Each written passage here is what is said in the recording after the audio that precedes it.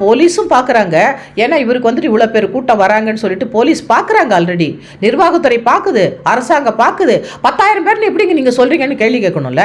10,000 பேருன்னு சொன்னால் எங்கள் கணக்கு போட்டு 10,000 பேர் தான் சொல்லிட்டு ஏதாச்சும் வந்துட்டு நீங்கள் வந்துட்டு டோக்கன் எதுவும் கொடுத்து வச்சுருக்கீங்களா, அதுக்கு மேலே யாருமே வரமாட்டாங்களா அப்படின்னு கேள்வி கேட்கணும். நம்ம போலீஸ் தான் கேட்கணும். அவர் சொல்வார், ஒருவேளை 10,000ன்னு சொன்னால் தான் வந்துட்டு நம்ம பர்மிஷன் கொடுப்பாங்கன்னு கூட கேட்டிருந்துருக்கலாம். ஆனால் 10,000 பேர் வந்துட்டு அகாமடேட் பண்ணக்கூடிய இடம் நான் இவ்வளோதான். ஆனால் வந்துட்டு இந்த போலீஸ்க்கு தெரியாதா, கரூர் போலீஸ் தெரியாதா? அந்த கரூர் வந்துட்டு எஸ்பி வந்துட்டு இன்னொரு எஸ்பியோட டைப் பண்ணிட்டு எப்படி இருந்துச்சு இந்த கூட்டம், எவ்வளோ பேர் வந்துட்டு ஃபோக்கஸ் பண்ணாங்க, அதில் ஏதாவது அசம்பாவிதம் நடந்துச்சான்னு சொல்லிட்டு அவங்க கேட்டு வைக்கணும். ஏன்னா ஆல்ரெடி இவர் வந்துட்டு அந்த ரோட் ஷோ நடத்திட்டு வர்றார் ஒவ்வொரு டிஸ்ட்ரிக்ட்லையும்.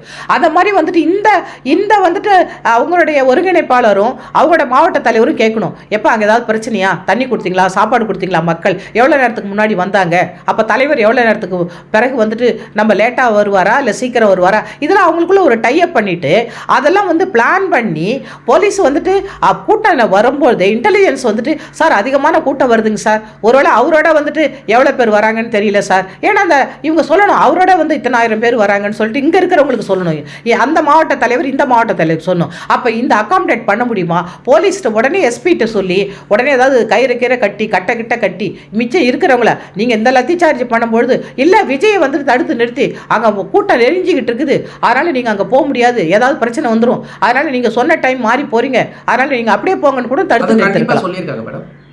நீங்க சொல்ற மாதிரி முன்னெச்சரிக்கையா 4:30 மணி அது சொல்றதெல்லாம் கிடையாது, வாயால சொல்றதெல்லாம் கிடையாது, வாயால சொல்றதெல்லாம் கிடையாது, அவர் எழுத்து மூலமா கொடுக்கணும்.